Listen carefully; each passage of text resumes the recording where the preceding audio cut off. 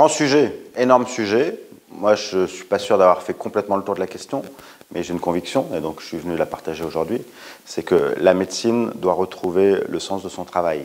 À force de passer son temps en réunion, de remplir des rapports, de cocher des cases, d'être dans de la bureaucratie qui prend de plus en plus de place, on fait fuir ceux qui ont voulu être médecins parce qu'ils ne retrouvent plus le cœur de leur travail. Et donc, la clé principale, c'est de tenir la promesse. Vous allez être sur votre cœur de métier. Le reste de la logistique va être géré par d'autres. Et ensuite, vous pouvez monter des projets. Il y a besoin d'être innovant. On n'est pas que dans de la reproduction de ce qui se fait ici et partout. Moi, ce que je constate, c'est que j'arrive avec joie à recréer des communautés médicales et paramédicales sur cette double orientation. On va être créatif et innovant parce qu'on y croit et vous serez sur votre cœur de métier. Ça, je pense que c'est un retour au fondamental.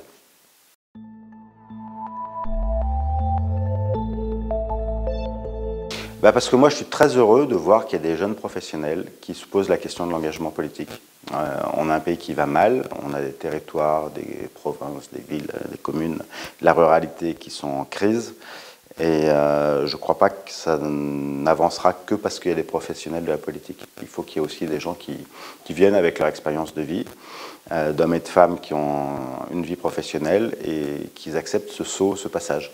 Aujourd'hui, il y a un vrai désamour par rapport aux partis politiques. Moi, je ne trouve plus ma place dans la structuration des partis politiques au niveau national.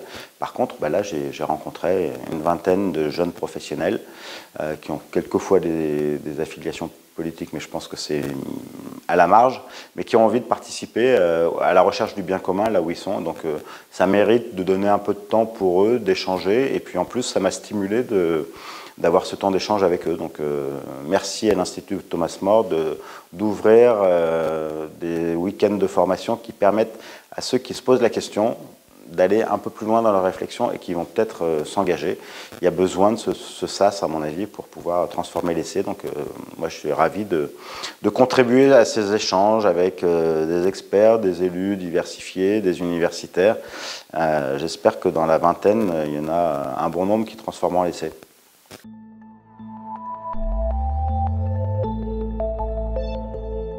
Moi, j'ai une ambition dans mon engagement politique et professionnel aussi, c'est de lutter contre l'impuissance publique. Je pense que le désamour de la politique, d'une forme de politique, vient du fait que les promesses ne sont pas suivies de changements qui sont palpables dans nos vies.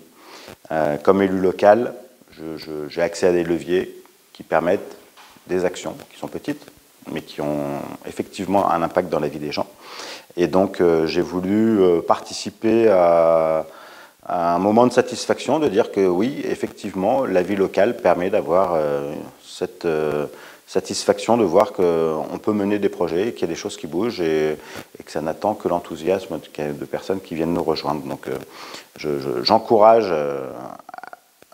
à la mobilisation, j'encourage à l'engagement et je viens leur dire que ici et là, ceux qui s'engagent peuvent avoir une grande satisfaction. En tout cas, j'en suis.